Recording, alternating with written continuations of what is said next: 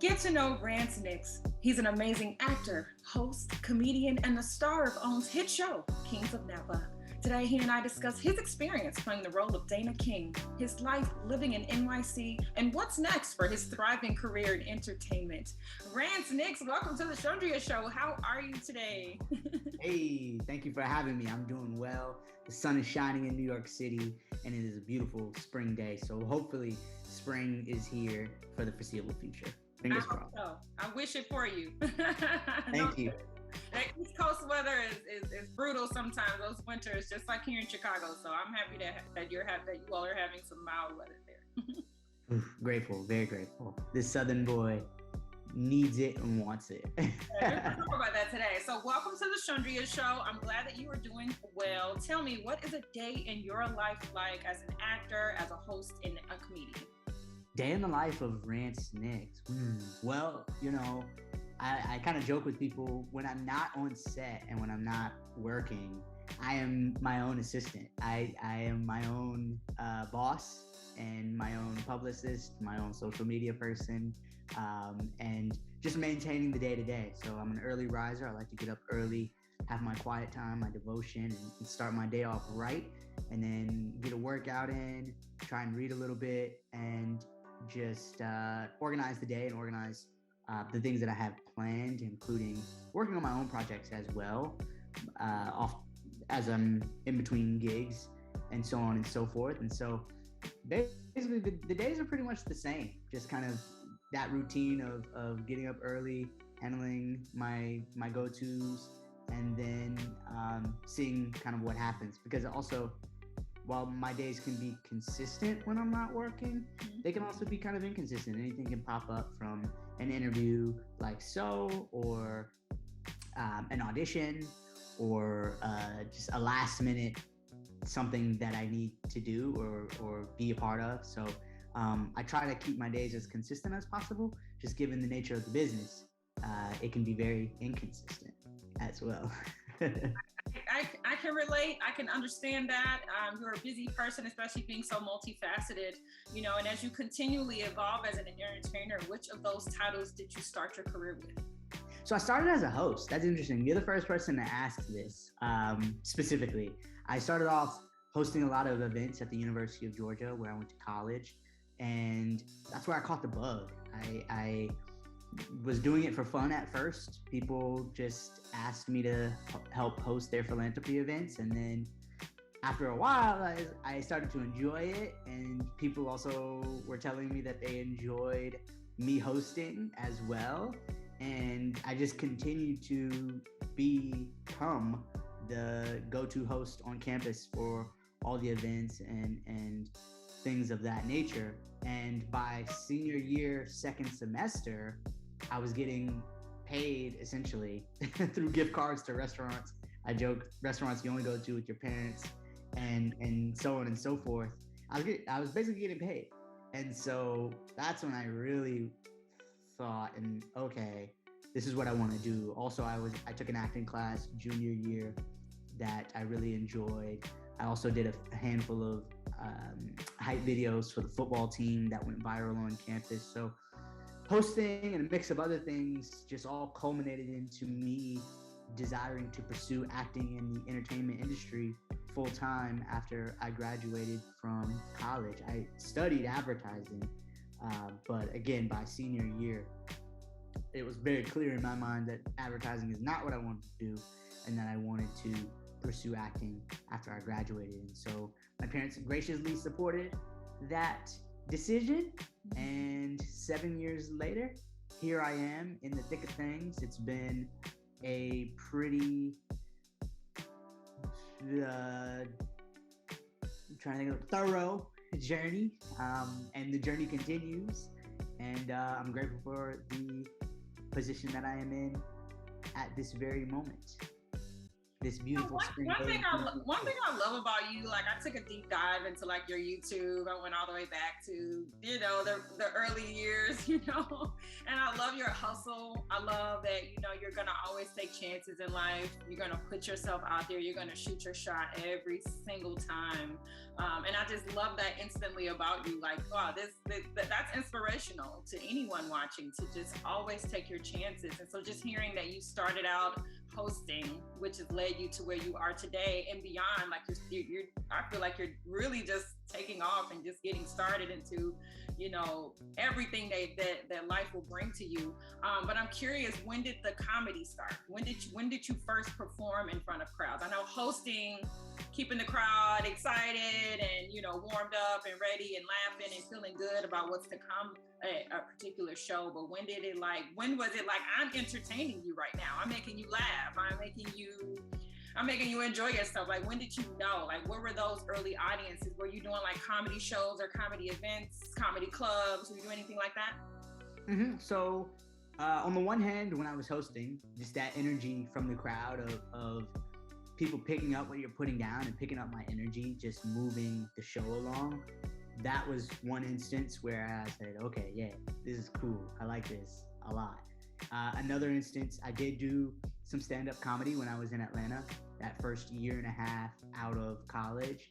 The reason being, an ultimate goal of mine has always been to host Late Night with Rance Nix.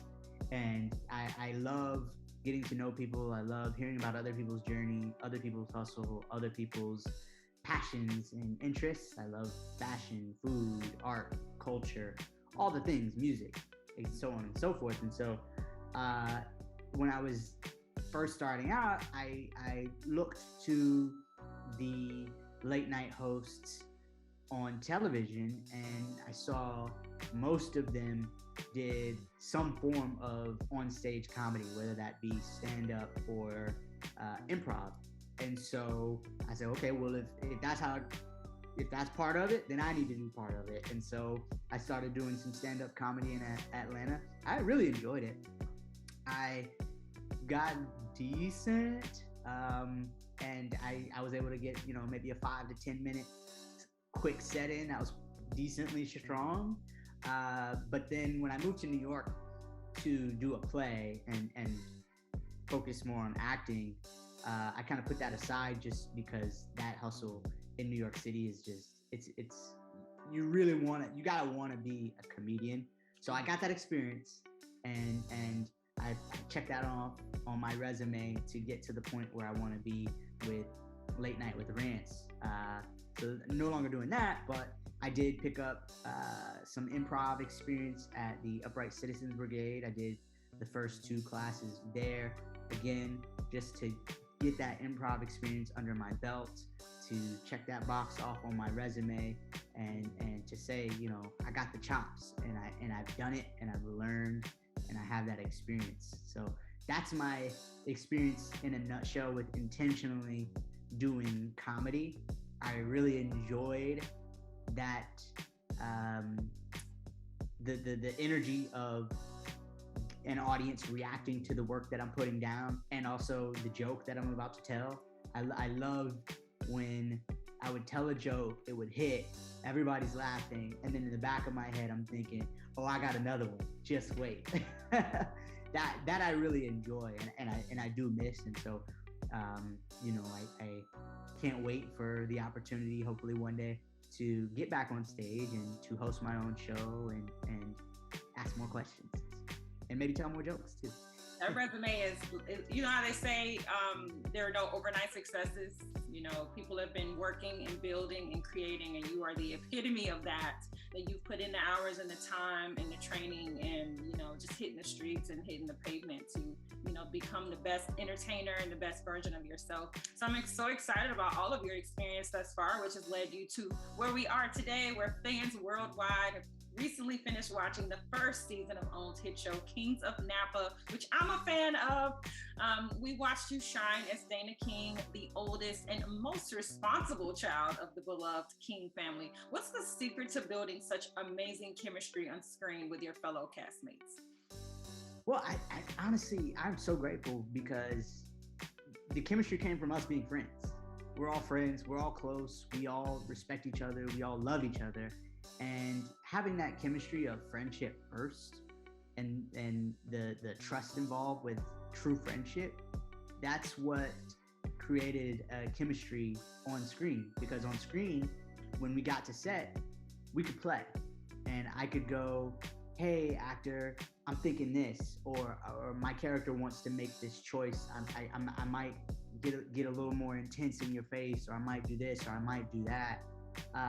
Because we had that level of friendship and that foundation set, there was a level of trust there that just lent itself to the chemistry on screen, where we could take chances and make fun choices that were just easy to make because we had that trust, and we were able to just play and riff off of each other because we had friendship at the end of the day. It definitely shines through. I mean, I feel that. I can feel that through the screen as I watch. What will you take away from this experience? You know, the bar has been set very, very high. This was a God dream of an experience in every way. This was my first experience. This was an experience with all black department head. So the head of hair and makeup was black. I had my own barber every day. He was a black guy. My hair was perfect every day. That doesn't always happen. Well, that I don't want to say never happens, but from what I've been told, it's not the normal. The wardrobe was custom. All my suits, all my clothes, even my casual wear was custom. We get some shirts that were in the boys section that I wear regularly. I make sure that they fit. And they go, no, the length isn't right. We're gonna hem these boys shirts to make sure that they fit perfectly. So the project, the creator and showrunner of the show, Janine Sherman Barbois, she wrote the character Dana King for me as a little person. I was able to tell a little person's story and show the world one experience of a little person on screen with gravitas and with poise and dignity. And so I just had to say all of that. And then as far as just the experience goes, my biggest takeaway was I learned so much. I think the biggest lesson that, as an actor, when you come to work and when you book a project, you want to bring your best performance every single take. But with TV and film, while of course you want to be excellent, and while of course you want to be prepared and give your best every single take, you also have to remember that you're a piece of the puzzle. And especially with this project, I was a piece of the ensemble puzzle with my family, but then also I'm a piece of the puzzle where there's also hair and makeup, there's wardrobe, there's sound, there's lighting, there's the director's vision. The director can cut it any kind of way that they want. There's the producer's vision. Then there's Warner Brothers' vision. Then there's Own's vision. And then there's Oprah's vision. And all of these visions and pieces of the puzzle make the show. And so it's not just about nailing the take and being perfect. Really, it's about hitting your marks. Because you can do the perfect take, but if you don't hit your mark and you're not in front of the camera lens, it doesn't matter. And it's about just giving the editor flavor and just different things to work with, so they can edit you and make you shine when you're on screen with everybody else and with all the other pieces to the puzzle. That, in a nutshell, was the biggest lesson that I learned. I was told this before I started, and sure enough, an acting teacher, he was very correct. And I think moving forward, now that I've experienced it, I'm that much more confident, and I can't wait to potentially do season 2 of this show and other projects going forward, to keep that in mind. And because at the end of the day, it's kind of freeing. I can have more fun with it, and I can just know that, okay, cool. I can make the choices, have fun with the acting, and trust that there are a whole lot of other pieces involved and at play. So it doesn't always have to be perfect, and I don't have to carry all that pressure. Like, oh, if I don't nail it, then the whole scene is ruined. Because also, if you watch TV and film and pay close attention, more often than not, the camera's not on a single character for more than a couple seconds, maybe a little longer if it's a monologue. But if it's a conversation, the camera very rarely is on a one shot of just me. It's on other people as well. I'm excited for you because this is your first series regular, right? It is. That is so exciting, and I'm glad that this was such a remarkable experience for you. I mean, for you to learn so much, but also bring the skill set that you've been developing all these years to set every day as well. I'm glad that they took care of you, made sure you were groomed well. You had the wardrobe was on point, which was, I mean, aligns well with your character. I'm curious though, I know, as they say, sometimes reality meets art. Do you and Dana King have any similar characteristics that you share? Was any of that really Rance in there? Did you bring yourself to set or in that character? In some ways, yes, and in some ways, no. So the similarities, we're both the eldest son, so I'm the oldest of three in the Nix household. We both believe that excellence is the great equalizer, and success can be the thing that can change the people's perceptions of how they see us. We both believing that, look good, feel good, perform great. I have a tailor myself. I make sure all of my clothes fit properly. Actually, I'm going to my tailor today after this. And so I love style. I love looking good. I love all of those things. So does Danny King. We both can eat. We both have a large appetite. We both also are into fitness and feeling our best as well. And we also have our struggles when it comes to people not perceiving us the way that we would like to be perceived, even though we do everything quote unquote correctly. We have the experience, we have the work ethic, we work with excellence, we come prepared, we check off all the boxes, and yet at times there are still people who will only perceive us for our physical stature. And also, to piggyback on that, that's also, I think, where we kind of separate, and that's where our differences lie. I think with Dana King is very much struggling with people not perceiving him the way that he wants to be perceived, and it affects his relationships because of the frustrations that come with that.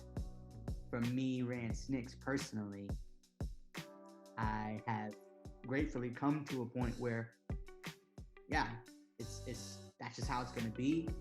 People aren't gonna perceive me the way that I always want to be perceived, but I can't get lost in the sauce. I have to keep my faith and continue to trust God that the right people will see me for who I am, and let that be that. I mean, there was a time, I'm very grateful because I think my time at UGA, this is an aside, but my time at UGA was kind of like a training ground for my time now in the entertainment industry and things of that nature, where, I was that guy, and I struggled with, I keep it above, women not seeing me the way that I wanted to be perceived. Like, I was that guy. I checked off all the boxes. I was more or less the man on campus, the man around town. I was the go-to host. Everybody liked me. Everybody liked me. Yet it's like, when it came to girls, it's like, what the heck? Why aren't people? Why aren't these women? Why aren't they into me like they are everybody else?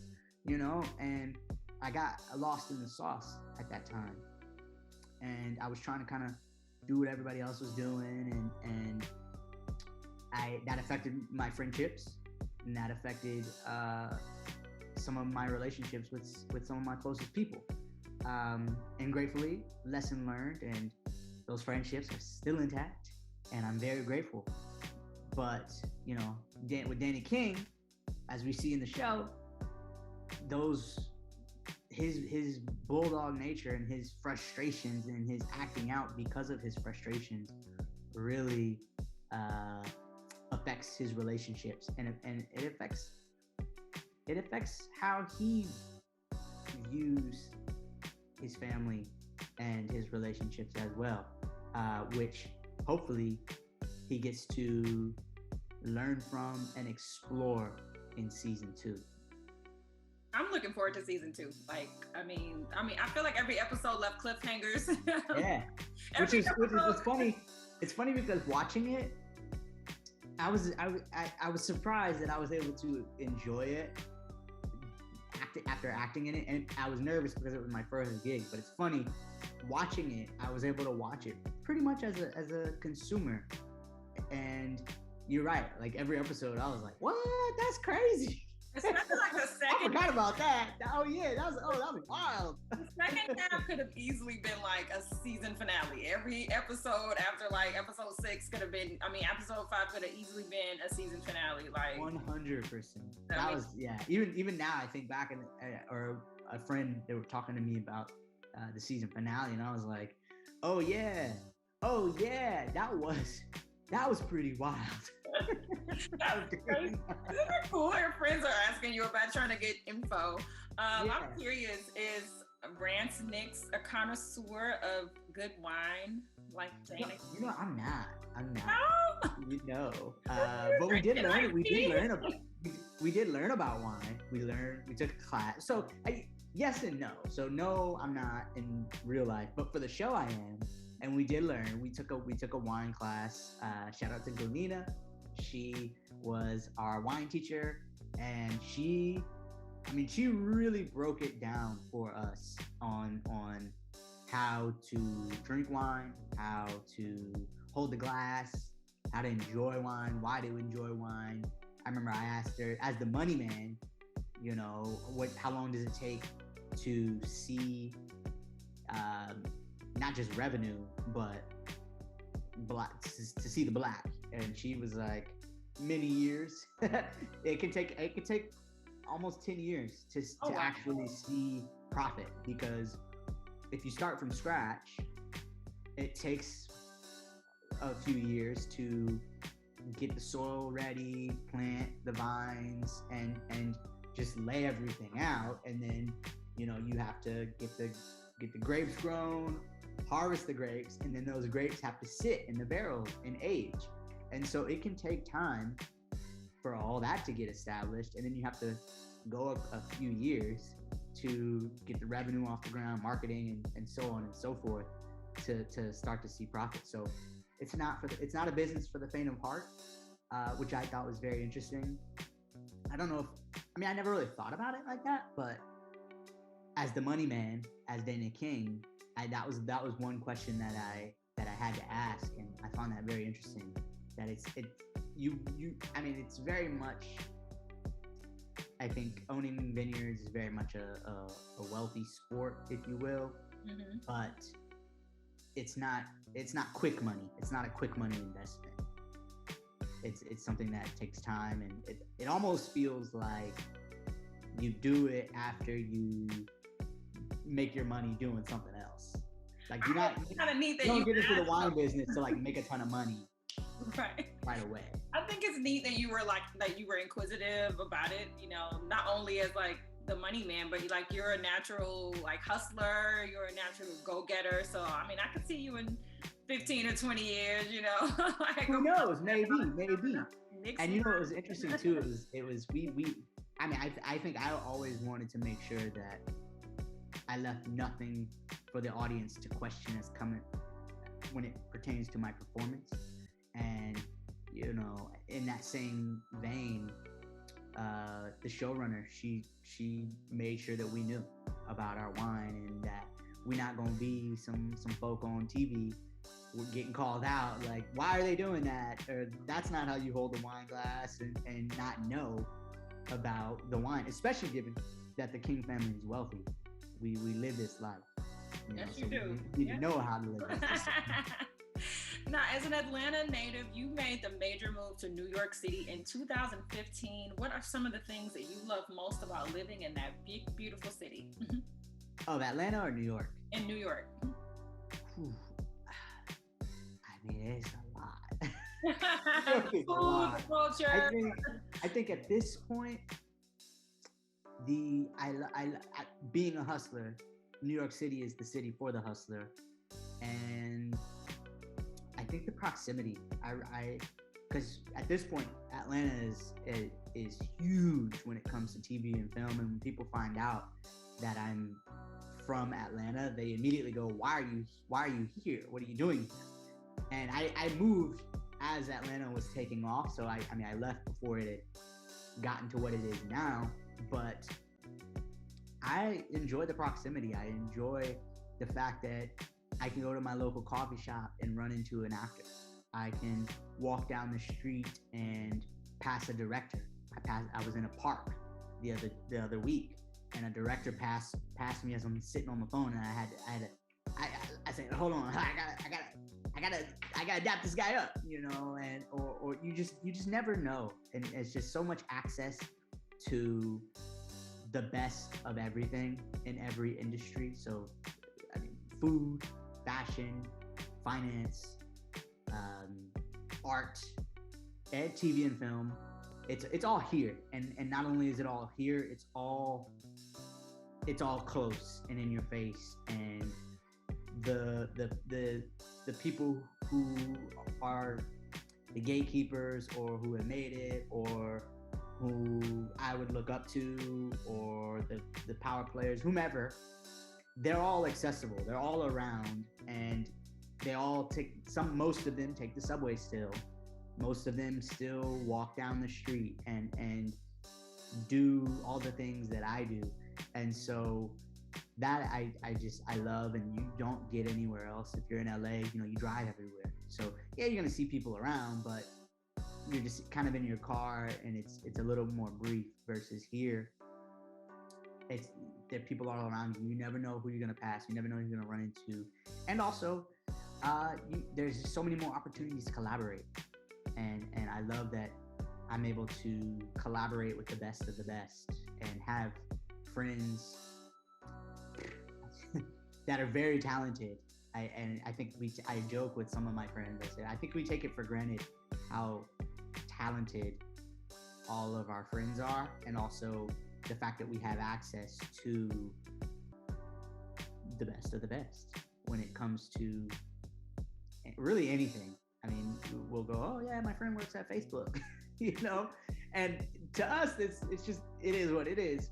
But anywhere else, even if I go back home, yeah, my friend that works at Facebook, they're like, what? Your Facebook? You have a friend that works at Facebook? And I'm like, oh yeah, I can see how that's not normal. You just say it so casually, and I'm like, it's just that, but that's just the nature of the beast. Right. And so I say that's an example, but that's what I think I enjoy the most. And again, I think it's a privilege, and I'm very grateful to be able to be in it, and I don't take it for granted that I have this proximity. And I think too, career aside, just life, to be able to do life with so many different people in New York City, it has given me a greater empathy for other people that are not like me, and I think it's just greater perspective in New York City, and I'm very grateful for that.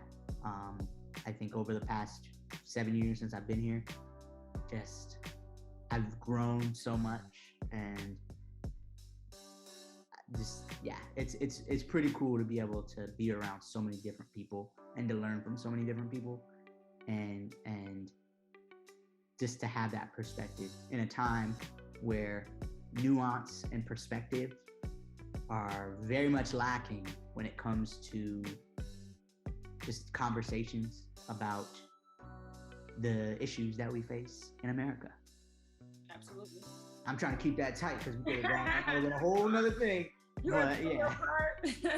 You are being an inspiration and you are living the dreams. You have manifested what you wanted for so long, and I'm happy to see things are unfolding. I feel like you're right where you're supposed to be. You know, you're right in the city where you're supposed to be. You're meeting the people you're supposed to meet. I mean, that doesn't happen every day in a park walking past a director. That doesn't happen to 98% of the population. So I feel like you're right where you're supposed to be. And as we close out today, I've enjoyed chatting with you. I have a couple of lightning questions for you. First question, if you won the lotto today, what would you buy?